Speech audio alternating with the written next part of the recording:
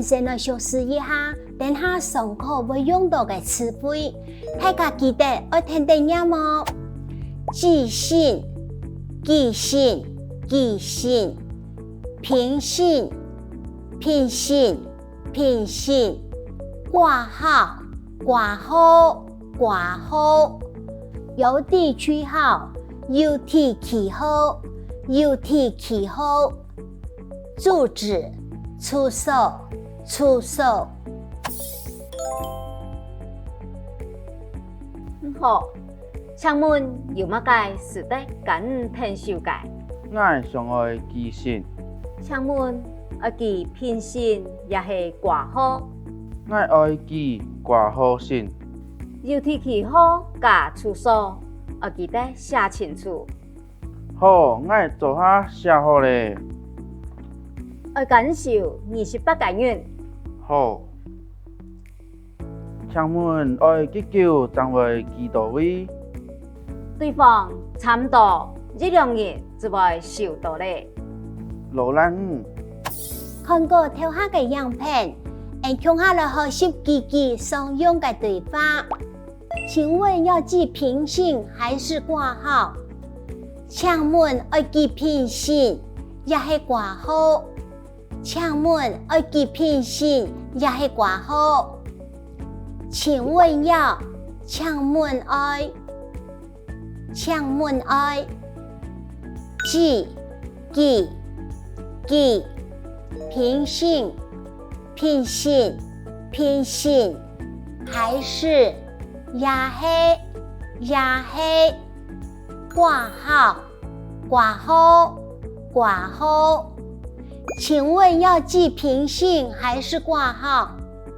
請問要寄聘信也係掛號？請問要寄聘信也係掛號？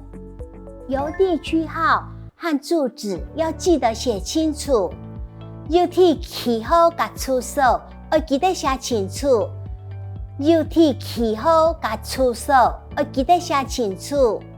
郵遞區號、郵遞區號、郵遞區號和加住址、住所、住所要記得，要記得，要記得，寫清楚，寫清楚，寫清楚。郵遞區號和住址要記得寫清楚，郵遞區號加住所要記得寫清楚，郵遞區號加住所要記得寫清楚。要向您收28元，要減少28個元，要減少28個元。要向您收減少28元28個元28個元。要向您收28元，要減少28個元，要減少28個元。